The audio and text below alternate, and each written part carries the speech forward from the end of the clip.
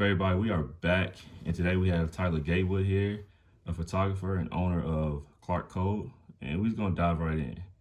So, can you tell people a little bit about your photography experience? Like, what made you get into that? What was a pivotal moment in your life that made you dive into photography?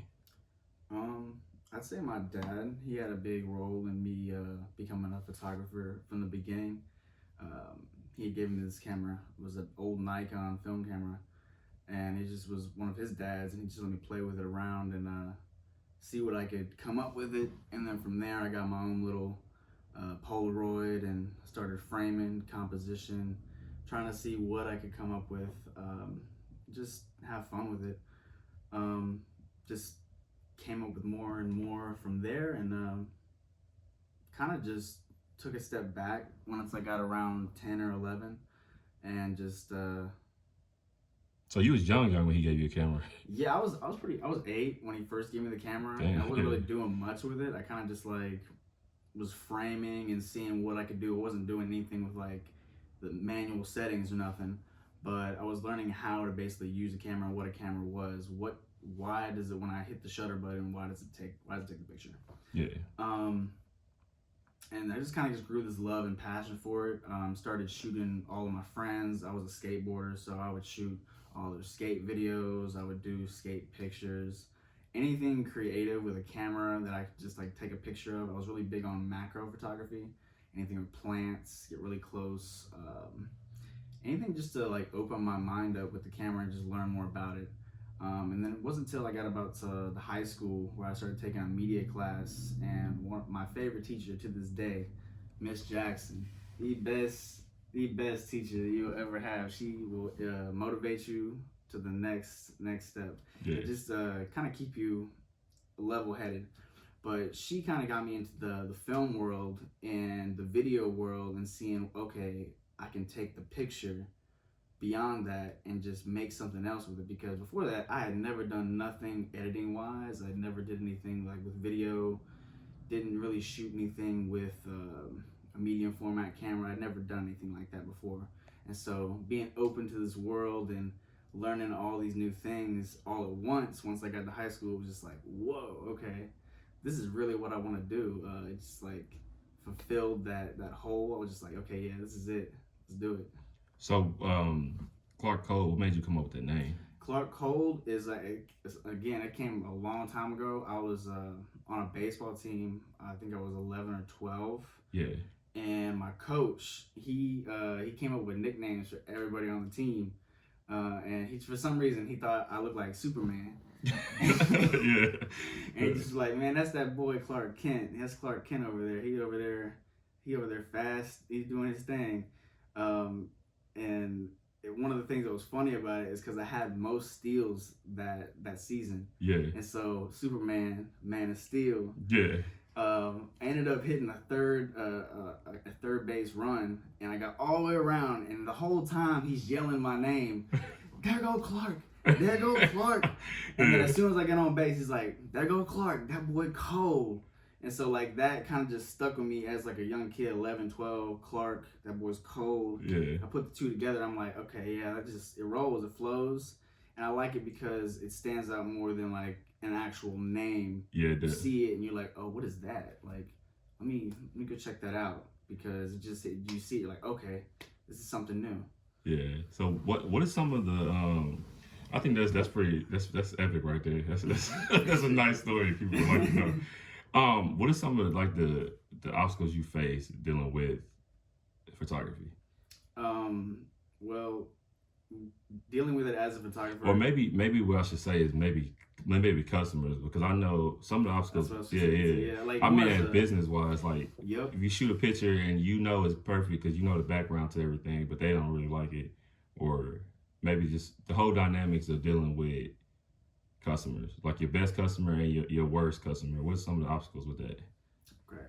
Well, in that sense, like when, say you're saying like they don't really care for like the end product, or they're not really feeling what you're coming up with. I don't normally have this issue. Yeah. I have come to this issue. Most people do, but I don't normally. But when I have, I do try to accommodate any which way I can. Like, okay, well, what do you think would make it look better? What do you feel like you want? Because at the end of the day, it's your idea, it's your vision, and I'm trying to bring it to life. I can't jump into your head and see what you're seeing. I'm trying to get that idea and just recreate it. Yeah. The best customer, they're pretty much gonna be happy with everything you do. You show it to them, they get ecstatic. They're like, ah, Yeah. they get hype, you know. Or it's like they see it and they're like blown away because they were expecting something, but then you showed them something so much better. Yeah. So it's definitely like a crazy road, a plane to like level on, because some people are gonna be more satisfied, and some people are gonna be like beyond satisfied. And so like you just have to remember, like, they chose you, you didn't choose them. Yeah. So at the end of the day, if they're not happy with your work from what they've seen, then it wasn't the right decision in the first place. And you can't be mad at yourself for that. People make the wrong decisions all the time, but in business, it's different. Not everyone's your friend, and so you just got to get out there and get it. So about your friends though, the friends that you do know, not like calling anybody out, but have you ever dealt with a situation where your friends might not be able to draw a line through business and what you do? Because for me, like, I have friends hit me up and they ask me for favors as if it's just like a regular thing. But I always tell them, like, if I was Warner Brothers or like Pixar, you wouldn't do that to me. Right, you wouldn't just hit me up, hey. Yeah. So have you ever dealt with just like anybody that's trying to use your friendship as something that's leverage to get something over on you, or maybe like, you know what I'm trying to say? Like they not understanding this is a business. They look at your friendship before the business. No, for sure. And I've definitely dealt with that. I've had people get really upset because they feel like we've got this long friendship, and they feel like, I've known you this long, I've helped you out before, and it's nothing to like really equal out. It's just something they can throw in there. And it's like, well, no, this is my business. I started this such and such time. You knew when I started this, and you said you supported me, and now you're over here trying to get like some free work out of me. And it's like, I don't even know. Like, that's just like, it's so shady to me. I would never come to somebody in their business, even at my best friend. I'm like, okay, yo, what do you charge? I'm gonna pay that, and then I'm gonna tip you. Yeah, especially if you're doing a great job. Like, I tip every artist that I go through, especially if they're doing a great job, because like that's who they are. And so, especially as an entrepreneur myself, I know that it's a hard thing to deal with when like one of your good friends is like really upset with you and they want to hold it against you. But you know, like I said, not everyone's your friend in business. You kind of just have to keep rolling. And remember, in business, you don't really always want to stick with your day ones. You want to branch out with some day twos. Yeah, because you stick with your day ones in business, you will most likely not succeed. You need to branch out, because sticking with day ones all the time, thinking that's the mentality, is not right. You need to get out there and meet more people. There's a bigger world out there than you're really seeing. I actually heard Charlamagne say something before. He said that there's no long-term enemies or friends in business. It kind of, to me, it kind of breaks down to like, sometimes people got to do what's best for the business, which makes sense why I can't hate somebody because that means I'm putting my emotions involved. Like, I'm getting my emotions too involved when it's just business. That's kind of how I took that. Do you feel like that too? Like, there's no long-term enemies in business? There can be, but like you said, I try not to. Like, I don't get upset unless someone like directly attacks me, like says some wild stuff. Then no, I'm not gonna hold it against them. I will take into consideration, like, if they've hit me up more than one time, and say they've left me on red more than once, or like they hit you up and they just continue to leading you on, like, okay, we're gonna set this date up, okay, but then they have to cancel, stuff like that. I keep into consideration, and this is also why you do deposits. Once I set a date, the deposit is set, the deposit is locked in. You don't get that back. That's with me. And so like, you can reschedule your date to any time, but that money's for me, so I can live off of. I don't want to have to set a date and then I can't work that day because you decide to cancel and I don't get my money or you lose another client because that's the big thing, lose another client. It's like I don't want to take that risk, and so that's the whole point of the deposit.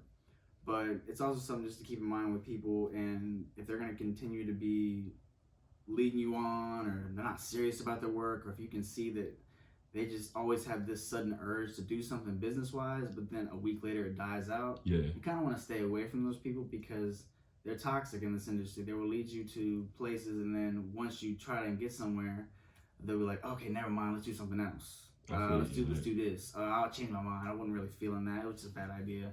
So you got any future, like it's 2022 we in right now, you got anything big coming up, or? Website dropping soon. Nice. Coming real soon, probably here next week. So be on the lookout for that. Other than that, I got a lot more regular business clientele coming in. Nice. I got a wedding coming up already this summer. It's just a lot of stuff I'm just trying to get in order. I'm also trying to get a newer car for myself. Yeah. And just get everything around and build up the business more. Because last year I did a lot of expanding, met a lot of new people, just could see where it potentially could take me.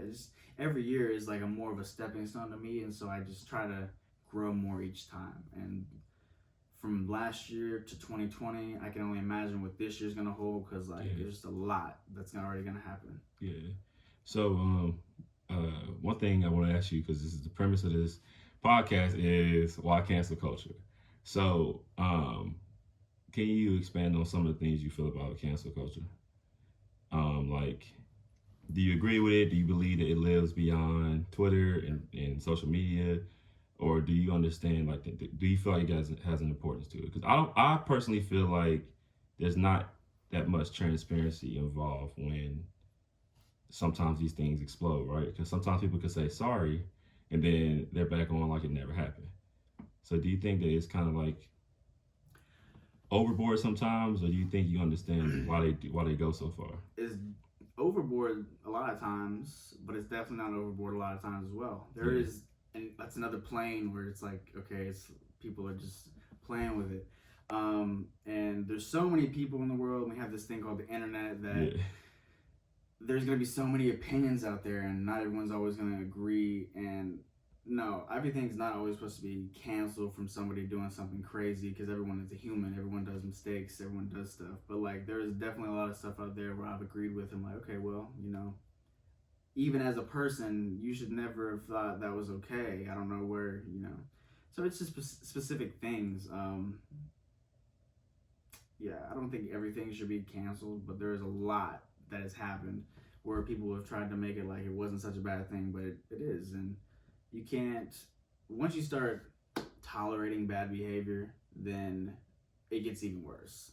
It's like a kid. You let them do something bad, you don't say nothing, they're gonna do something even worse the next day. Because you tried them. They're like, okay, I can do that. Let me try something else.